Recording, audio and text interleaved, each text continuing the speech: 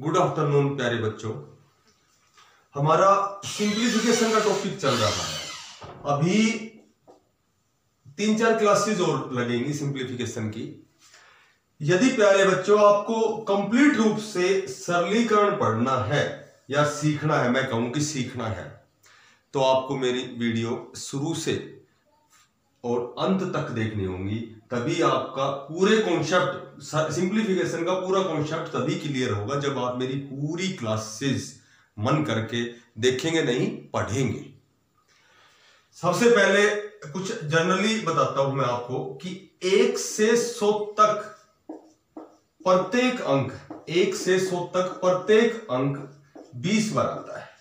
यानी कि 2 से स्टार्ट करके 2, 3, 4, 5, 6, 7, 8, 9 प्रत्येक अंक 20 बार आता है। 1 से जब 100 तक हम गिनती लिखते हैं तो प्रत्येक अंक 20 बार आता है।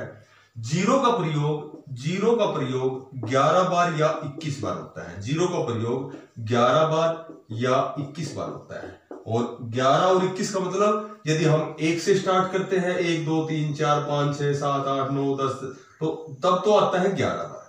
यदि रियल में स्टार्ट होता है ये 0 से, 0, 0, 1, 0, 2, 0, 3, 0, 4, इस तरह जब लिखते हो तो होता है 21 बार। यदि ऑप्शन में 11 और 21 दोनों आए तो हमारा जो करेक्ट आंसर होता है वह 21 बार होता है। जीरो का प्रयोग 1 से 100 तक, जीरो का प्रयोग सदैव 21 बार होता है। और एक का प्रयोग हमेशा एक का प्रयोग 21 बार ही होता है। क्योंकि जो 100 वाला जब 100 लिखते हैं ना तो ये एक और बढ़ जाता है, क्योंकि 20 बार होता है हर अंक तो, लेकिन एक 21 बार क्यों होता है? जब 100 लिखेंगे तो एक और बढ़ जाएगा। तो मोटी बात यह है 1 से 100 तक प्रत्येक अंक 20 बार आता है। जीरो का प्रयोग 11 या 21 बार होता है और एक का प्रयोग 21 बार होता है। अब मैं कहूं कि 1 से जब हम 50 तक गिनती लिखते हैं, 1 से 50 तक जब हम गिनती लिखते हैं तो हमेशा 91 अंकों का प्रयोग होता है। यह आपको याद रखना है। 1 से 50 तक 1, 2, 3, 4, 10, 11, 12, 13 ऐसे जब 50 तक गिनती लिखेंगे तो 91 अंकों का प्रयोग होता है। और जब 1 से जब हम 100 तक गिनती लिखते हैं, 1 से 100 तक लिखते हैं तो 192 अंकों का प्रयोग होता है। 1 से जब हम 150 तक गिनती लिखते हैं तो 342 अंकों का प्रयोग होता है। 1 से 200 तक लिखते हैं तो 492 अंकों का प्रयोग होता है। 1 से 250 तक गिनती लिखते हैं तो 642 अंकों का प्रयोग होता है। और 1 से जब 300 तक गिनती लिखेंगे तो 792 अंकों का प्रयोग किया जाता है। एक बात यह भी आपको याद रखने की जरूरत नहीं है, केवल ये दोनों याद रखने हैं आपको। आगे तो आप निकाल सकते हैं आसानी से। जैसे मैं कहूं कि 1 से 130 तक गिनती लिखते हैं या पृष्ठ लिखते हैं, ऐसे क्वेश्चन आता है इसमें एग्जाम में कि 1 से 300 तक पृष्ठ संख्या लिखने में हमने कितने अंकों का प्रयोग किया या कितने अंकों का प्रयोग किया जाता है, तो ऑप्शन में 792 मिलेगा। क्योंकि अब हम इसको निकाल भी सकते हैं। जब हमें 1 से 100 तक याद है 192 अंकों का प्रयोग होता है, तो 1 से 130 तक यानी कि 100 से ऊपर हर संख्या में 3 अंक बढ़ते हैं। 100 से ऊपर हर संख्या में 3 अंक बढ़ते हैं। मान लो कि 130 की बजाय मैं कहूं 1 से 105 तक यदि हम गिनती लिखते हैं तो कितने अंकों का प्रयोग होता है? तो 100 तक हमें चूंकि याद है 192, 192 है। आगे 5 संख्याएं बढ़ गई, हर संख्या में 3 अंक बढ़ेंगे। तो जब 3 अंक बढ़ेंगे एक संख्या में तो 5 संख्याओं में 5 या 15 अंक बढ़ जाएंगे। तो हमें क्या करना है? 1 से 105 तक के लिए 192 चूंकि हमें याद है और 15 अंक और बढ़ गए 5 संख्याओं में, तो हम कहेंगे कि 207 अंकों का प्रयोग होगा। 1 से 130 तक कहूं मैं तो हर संख्या में 3 अंक बढ़ते हैं। 30 संख्याएं ऊपर गई, हर संख्या में 3 अंक, तो 30 संख्याओं में 90 अंक और बढ़ गए। और 90 बढ़ गए तो 1 से 100 तक चूंकि हमें याद है 192 है। और 1 से 130 में 30 में 90 और बढ़ गए, तो 90 बढ़ गए तो हम कहेंगे इसमें 282 अंकों का प्रयोग होता है। उसी तरह हम 150 तक निकाल सकते हैं, 200, 250, 300, 350, 400, यानी कि हम कितनी भी गिनती में अंकों का हम प्रयोग बता सकते हैं कि कितने अंकों का प्रयोग किया गया है। क्योंकि हमें 1 से 100 तक याद रखना है। 100 से ऊपर 3 अंकों की संख्या, हर संख्या में 3 अंक बढ़ते हैं। Come to the point. आज का हमारा टॉपिक है, सबसे पहले मैं कहूं कि 3/5, 7/9, 2/7, 1/5। मैं कहूं कि ये 4 ऑप्शन दे दिए, मैं कहूं कि इसमें बड़ी भिन्न कौन सी है, या मैं कहूं कि छोटी भिन्न कौन सी है। अच्छा प्यारे बच्चों, एक बात याद रखना, बड़ी भिन्न आजकल जो एसएससी के या जितने भी एग्जाम हो रहे हैं तो उनमें बड़ी भिन्न या छोटी भिन्न नहीं पूछते। बड़ी भिन्न को वो पूछते हैं, जैसे बड़ी भिन्न को कहते हैं कि महत्तम भिन्न कौन सी है, महत्तम भिन्न। तो कई बच्चे क्या करते हैं, कंफ्यूज होकर महत्तम उसका एचसीएफ निकालने लग जाते हैं। महत्तम भिन्न यानी बड़ी भिन्न, महत्तम महा उत्तम यानी बड़ी भिन्न। छोटी भिन्न के बारे में वो लिखते हैं कि इसमें लघुत्तम भिन्न कौन सी है। तो ये दोनों बातें एक ही है, छोटी भिन्न या लघुत्तम भिन्न एक ही बात है, बड़ी भिन्न या महत्तम भिन्न एक ही बात है। जब भी आपको बड़ी या छोटी भिन्न निकालनी है, मेरी एक बात ध्यान रखेंगे आप कि हमेशा जैसे 3/5, 7/9, 2/7, 1/5, तो सबसे पहला काम तो यही है कि आप जीरो चढ़ाओ इस पे, और जीरो चढ़ाकर इसका मान निकालो। जिसका मान सबसे अधिक है वही भिन्न सबसे बड़ी होती है, जिसका मान सबसे छोटा है वही भिन्न सबसे छोटी होती है। 5 × 30, 9 × 7 = 63, यही छोड़ दो इसको। अगर और किसी का मान भी 7 पर आएगा तो एक अंक और भाग देख के देखेंगे। 7 दूनी 14, 5 दूनी 10। अब ये देखो 7 दूनी 14, 6 बच गए, 7 8 56, तो और ये पूरे 2 हो गए, ये कंप्लीट 2 है। सबसे अधिक मान 7 है, तो सबसे अधिक मान यदि 7, ये 7 रुपए, कुछ पैसे आएंगे 6 रुपए, 2 रुपए 80 पैसे, 2 रुपए, 7 रुपए अधिक है, तो सबसे बड़ी भिन्न तो हम कहेंगे 7/9, यानी कि जो महत्तम भिन्न है वह 7/9 है, और जो लघुत्तम भिन्न है सबसे कम मान है 2 रुपए, तो ये 1/5 का है। तो सबसे लघुत्तम भिन्न या सबसे छोटी भिन्न 1/5 कहेंगे। अब यहां आपको एक छोटी सी बात बताता हूं मैं आपको कि एक अवरोही क्रम होता है, एक होता है अवरोही क्रम, एक होता है आरोही क्रम। तो आरोही और अवरोही, अवरोही उतरते, अवरोही क्रम होता है उतरते क्रम, क्योंकि अवरोही में भी 4 अक्षर होते हैं और उतरते में भी 4 अक्षर होते हैं। आरोही चढ़ते, इसमें भी 3 होते हैं, आरोही में भी 3 होते हैं। तो मोटी बात यह है, अवरोही क्रम तो होता है उतरते क्रम, डिसेंडिंग ऑर्डर और असेंडिंग ऑर्डर, उतरते क्रम और चढ़ते क्रम। तो उतरते क्रम यानी पहले बड़ी, फिर छोटी, फिर छोटी, फिर छोटी, ये तो हो गया अवरोही क्रम। आरोही क्रम चढ़ते क्रम, पहले छोटी, फिर बड़ी, फिर बड़ी, फिर बड़ी। अब मैं इसको अवरोही क्रम में यदि इसको लिखूं, अवरोही यानी उतरते क्रम में, क्रम कब उतरता है, जब पहले सबसे बड़ी, और ये जो ग्रेटर दैन है ना, बड़ी की साइड में खुलता है, ऐसे बड़ी की साइड में खुल जाएगा। तो ये 7/9 ये किससे बड़ी है, ये इससे बड़ी है, यानी कि 3/5 से बड़ी है। अब 3/5 किससे बड़ी है, 2 रुपए 80 पैसे, यानी कि 2/7 से बड़ी है। और 2/7 किससे बड़ी है, ये बड़ी है 1/5 से बड़ी है। तो ये क्रम तो हो गया अवरोही क्रम, और आरोही क्रम इससे उल्टा हो जाएगा, यानी पहले छोटी, फिर बड़ी, फिर बड़ी, फिर ये चढ़ते क्रम हो जाएगा। तो अवरोही और आरोही असेंडिंग ऑर्डर और डिसेंडिंग ऑर्डर। तो असेंडिंग चढ़ते क्रम, डिसेंडिंग उतरते क्रम, अवरोही उतरते क्रम, आरोही चढ़ते क्रम। इसमें 3 अक्षर, इसमें 3 अक्षर, इसमें 4 अक्षर, इसमें 4 अक्षर। इस तरह ये व्यवहारिक रूप से याद रह जाएगी बातें। अच्छा, अब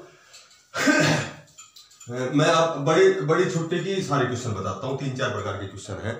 एक जैसे इस तरह के बड़े क्वेश्चन आते हैं, 31/35, 41/45, 21/25 और 23/27, जैसे इस तरह के 4 ऑप्शन आ गए। इनमें से पूछेंगे कि भाई बड़ी भिन्न कौन सी है या छोटी भिन्न कौन सी है। तो एक ही बात याद रखना, यदि इसके अंश और हर का अंतर, यदि ऊपर अंश होता है और नीचे हर होता है, यदि अंश और हर का अंतर यदि बराबर है, यदि अंश और हर का अंतर, सभी में 4-4 का अंतर है, 31/4, 35, 41/4, 21/4, 25, 23/4, 27, इसमें अंतर 4 का है। यदि अंतर बराबर हो, जरूरी नहीं कि वो 2 अंकों की है कि 1 अंकों की, 3 अंकों की है। यदि अंतर बराबर है, ये नोट करके आपको लिखना पड़ेगा कि यदि भिन्नों का अंतर बराबर दिया गया है, अंश और हर का अंतर यदि बराबर है, तो जिस भिन्न का अंश सबसे बड़ा होता है, जिस भिन्न का अंश बड़ा होता है, वही भिन्न सबसे बड़ी होती है। इसमें अंश 41 सबसे बड़ा है, 41 सबसे बड़ा है, यह भिन्न सबसे बड़ी है, और 21 वाला अंश सबसे छोटा है, यह भिन्न सबसे छोटी होती है। और जब हमने बड़ी छोटी निकाल दी तो आरोही और अवरोही क्रम में लिखने में हमें कोई दिक्कत नहीं है। अंश जिसका बड़ा है वही भिन्न सबसे बड़ी होती है, जिसका अंश सबसे छोटा है वही भिन्न सबसे छोटी होती है। जरूर नहीं कि ये 2-2 अंकों में या 3-3 अंकों में, क्योंकि जीरो चढ़ा के मान निकाल सकते हैं, लेकिन उसमें तो टाइम कम से कम 3 या 4 मिनट खराब हो जाएंगे हमारी। अब चूंकि मैं मैं कहूँ 6/7, 5/6, 3/4, 2/3, जैसे सभी में एक एक अंतर है। तो अंश सबसे बड़ा, जिसका अंश सबसे बड़ा है वही भिन्न सबसे बड़ी होती है, जिसका अंश छोटा है वही भिन्न सबसे छोटी होती है। ये आपको कंफर्म याद रखना है। एक तीसरी बात है,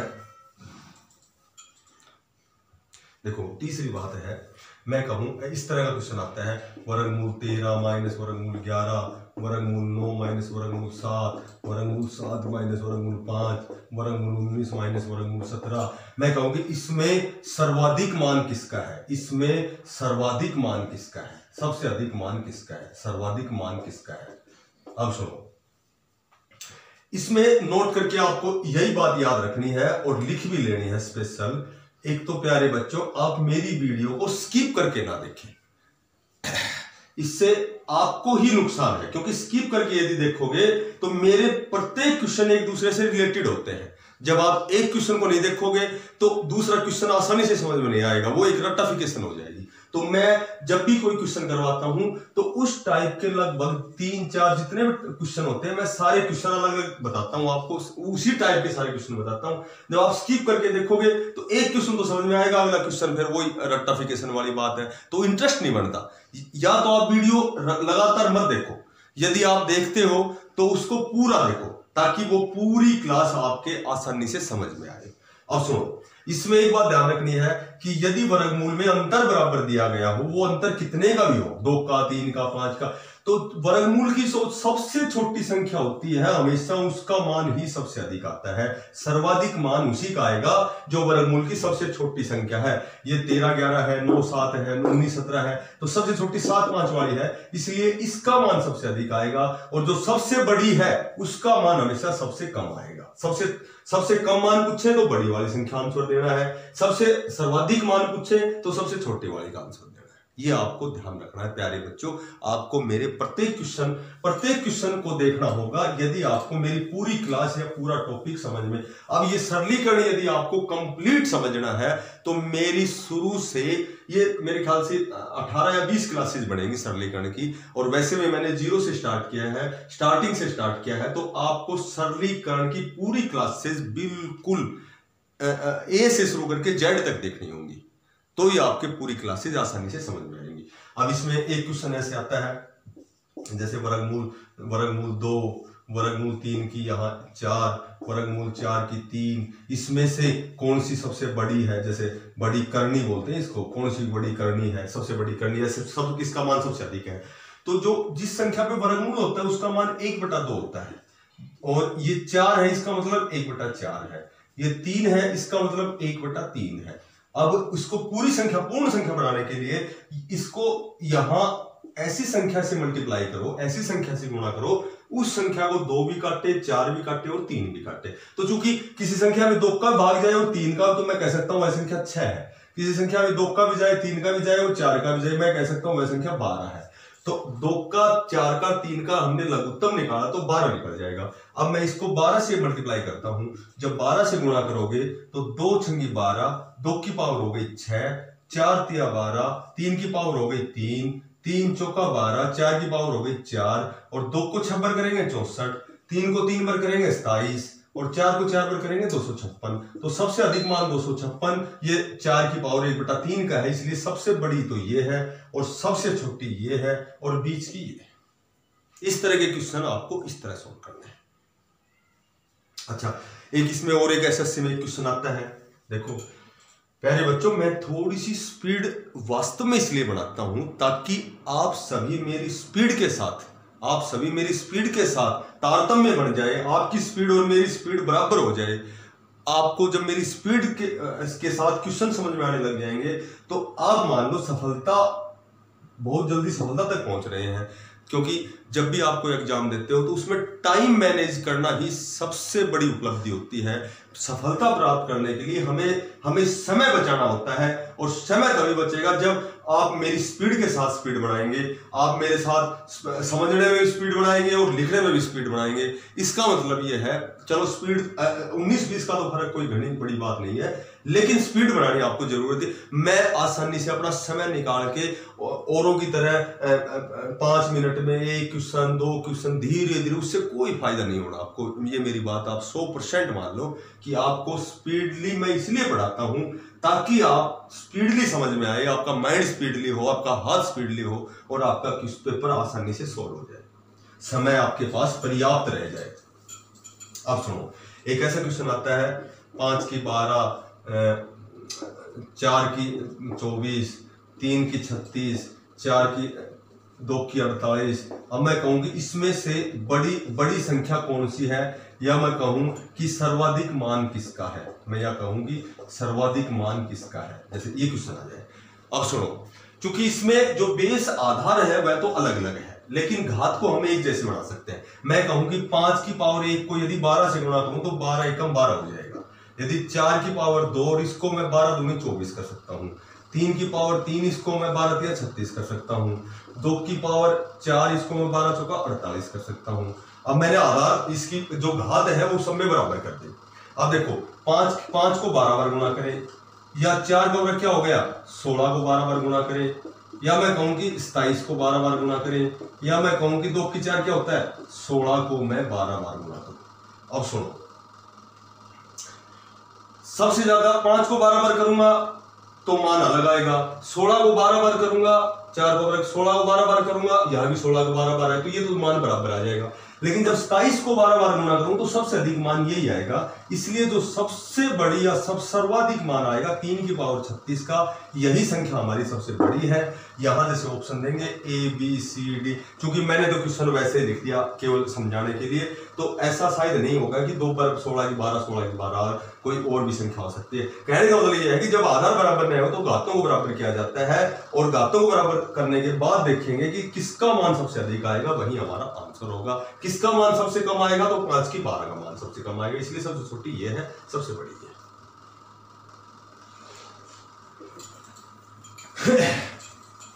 अब मैं आपको बहुत ही बढ़िया बात बताने वाला हूं, पूरा ध्यान देना आपको। देखो, जैसे एक ऐसा क्वेश्चन आता है 1 की पावर 6 1/12 20 30